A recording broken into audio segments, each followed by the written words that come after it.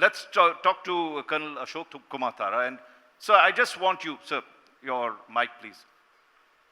You had liberated the Sheikh Mujibur Rahman's family at that point, including Sheikh Hasina. Can you just tell us that moment that you went there, and how was, how were you greeted there? What was that, the entire incident that? Sir, hold your mic close to the mouth, sir. Thank you. This is, I think, most sensational point of the war. It was 17th December, 16th Pakistani already surrendered. But poor communication, everybody didn't know about it. When I was securing the Dhaka airport, the one Mukti Yoda,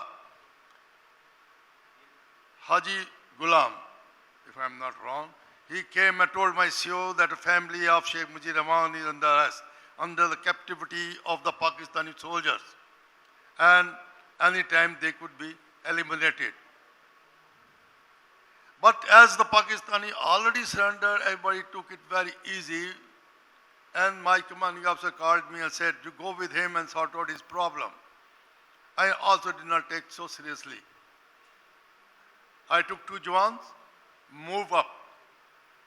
When we are just about 100 yards away from the house, there was a big crowd and they stopped us and told us that if you go, they fire at you. And they showed me a car, bullet-ridden car with a dead body, most probably the media person. Now, I thought for some time, and as usual, if I asked my seniors, excuse me, sir, they'll ask me 101 questions. And even then they agree. By the time the troops will come, it will be a hell of a time, and time was the prime. And I had only 2 persons with me, and I could not attack. And most important was to save the life of the people inside the house. Then I'm an old para commando, Indian Army. With that instinct, I decided to sort out psychologically. I handed over my weapon to my 2 Jawans and told them not to follow me. And I went alone. First I stopped near a car. I asked, is there anybody? No response. Once again I repeated, no response. And I moved slowly.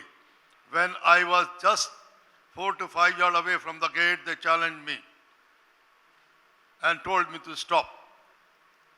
The moment they opened, they spoke in Punjabi. And being a Punjabi, I could understand. The whole conversation was in Punjabi. They abused me, their own language, but I kept calm. Again, they told me and warned me that if you come ahead, we'll fire at you. And the commander on the roof also ordered his Jawan to load the weapon. They loaded the weapon. They thought there might be something which I would try to get away. But I stayed there calmly and told them again and again that you surrender. And they kept on abusing me and threatening me. Even they fired 1 round on the public which was on the rooftop looking at the action.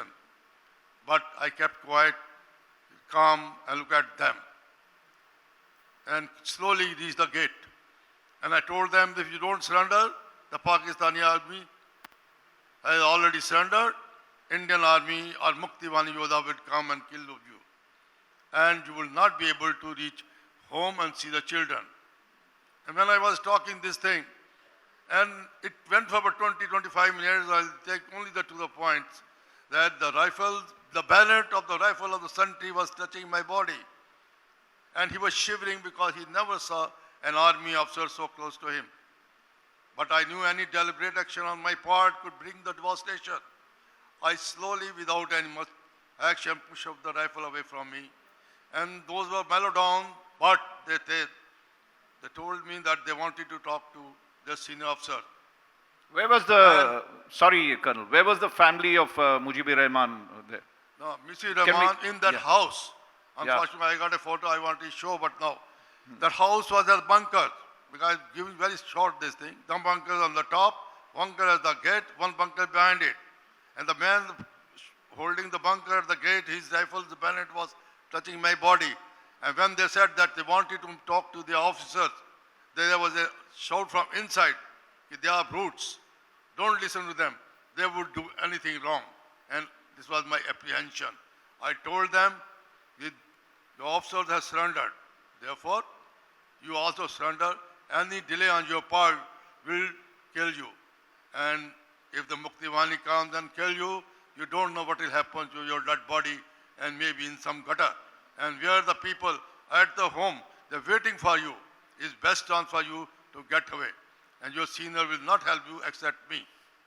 They cooled down, they wanted, I could make out. Without wasting much time, I said, I'm Indian Army officer, promise you that if you surrender, I will take you to headquarters, and from there you can go back to Pakistan and meet your family. I know the weapon are loaded. So therefore I told them to leave the weapon and come down. Somehow they managed, they came down. Immediately I opened the door of the house. The first lady who came out of the house was Mrs. Sheikh Mujir Rahman. She embraced me and told that you are my son. God has sent you to save us. And where was Sheikh Hasina, sir? And with her were the present Honorable Prime Minister Sheikh Hasina, her younger sister Rehana, younger brother Rahul, and one more person who was related to them. And they all of them came out, and media also Have you, talked to me. sir, have you met her after that? Recently, have you met Sheikh Hasina after that? Then after that, I was permitted to go home and all that. When my battalion moved out, in fact, Mrs. Sheikh gave me a wristwatch as a token of love. Excellent. And when my battalion moved out to Vizo Hill back, I was told to stay there because Sheikh Mujir Rahman wanted to meet me. He knew that I saved his family. I stayed there. He came on 10th January 1972. And on 12th January 72, he called me, invited me, and conveyed his gratitude for saving family. But I like to say something, one very important, that when he was talking to me, we having a cup of tea together, I could make out the pain in his heart, in his words. And what that was, which he conveyed indirectly, not openly, that how to heal the wound of the people who suffered the atrocities and get them back their dignity, their pride, and their culture, improve the economy. This was his feeling that particular time. Thank you, Colonel.